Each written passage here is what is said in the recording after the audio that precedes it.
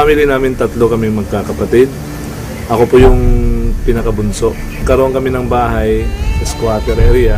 Itong kwarto ko po na dati. Dito po ako nakakaiga, natutulog. Dito talaga ako lumaki. Nakatira kami yung buong pamilya namin. Na dati, ito'y daanan ng tubig. Pag umuulan, magkakaroon kami ng libreng swimming pool kasi lumalaki yung tubig dito.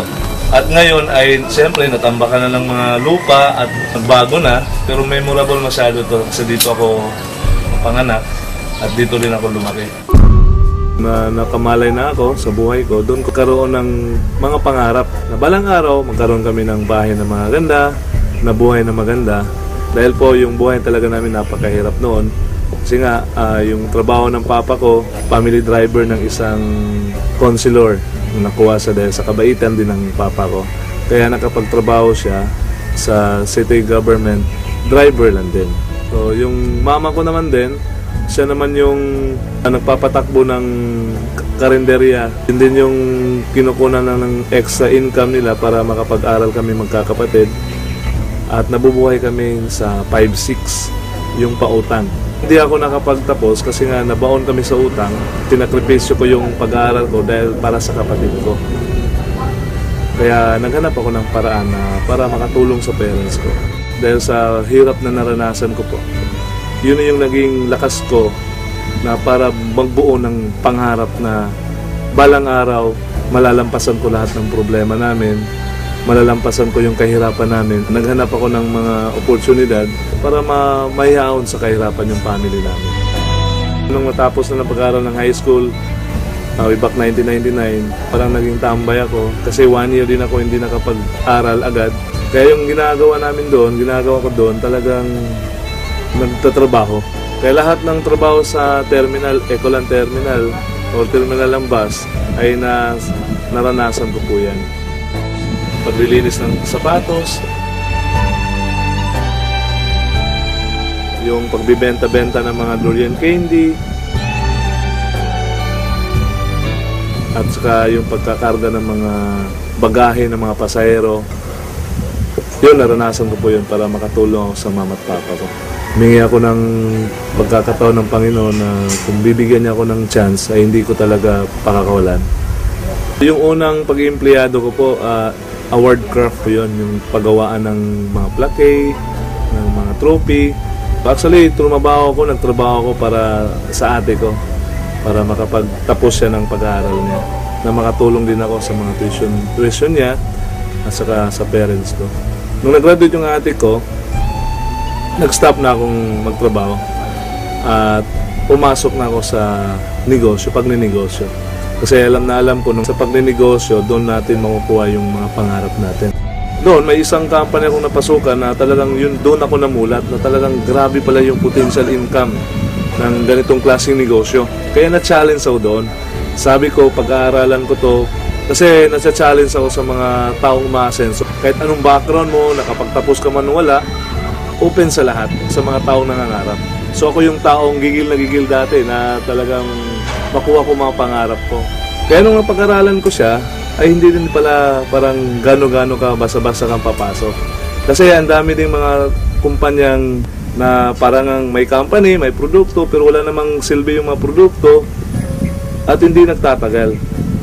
Kaya nung nakita ko si Royal, talagang sabi ko sa sarili ko, ito na yung company hinahanap ko, yung totoong opportunity. Nakita ko yung branch office nila sa Davao. Talagang sabi ko sa sarili ko, talagang pwede kong ibigay lahat ng mga kakayanan ko, lahat ng lakas ko, lahat ng talino, talagang skills ko, na alam ko hindi ako mabibigo. Kasi nga, yung company Royal ay talagang sobrang ganda. Finally, nakita ko na yung tamang kumpanya. Kasi meron din akong mga napasukan talagang nabibigo ako. Kasi nga, kumikita ka ng maganda, malaki, pero hindi nagtatagal. Kaya nung nakita ko yung Royal, sabi ko, iba talaga yung Royal. Sabi ko nga, kung mahanap ko lang yung totoong opportunity ng company, talagang gagawin ko lahat ng mga kaya ko. At hindi naman ako nabigo. Halos lahat ng mga pangarap ko na ibigay ng Royal. Before ako ng Royal, muntik na talaga itong nawala yung bahay ko na ito. Kasi nga yung previous company ko kumita pero hindi tumagal. Nagkautang-utang pa. Kasi nga nawala din yung company parang bula. Dahil po sa Royal, nabayaran yung bahay na ito na matagal namin pinapangarap ng pamilya. 8 months ko nung tinabaho yung Royal, nakuha ko yung Montero Sport ko. First car ko, brand new car from Royal.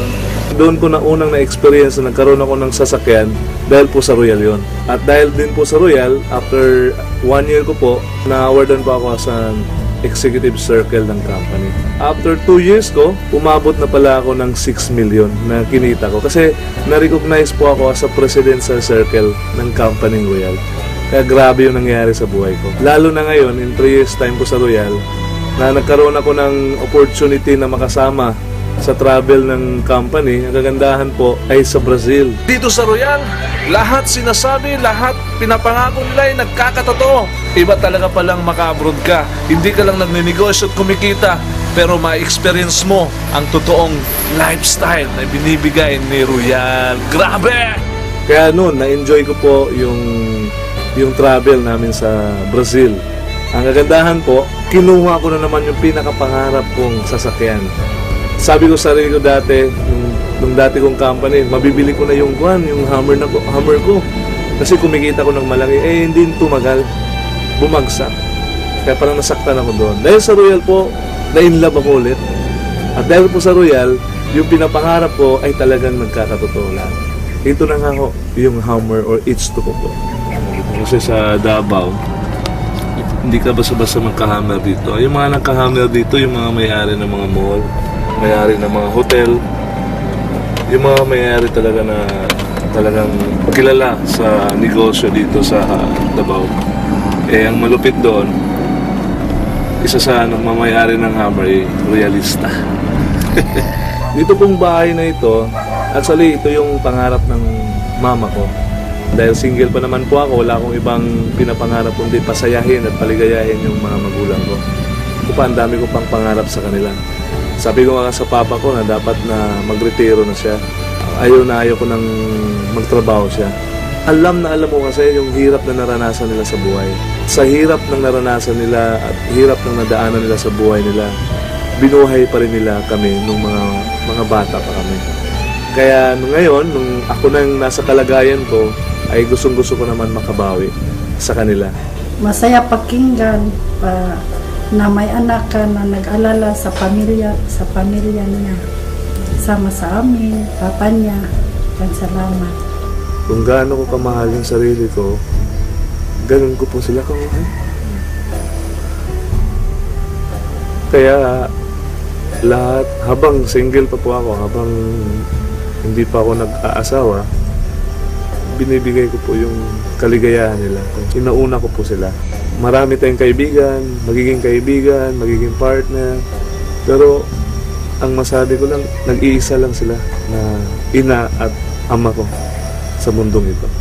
Kaya kahit anong mga hirap na naranasan ko sa pagninegosyo, makita ko lang sila, parang namomotivate na ako, parang nabibigyan ako ng lakas na ipagpatuloy yung naumpisan kong pagtatrabaho na maayos at yung tama.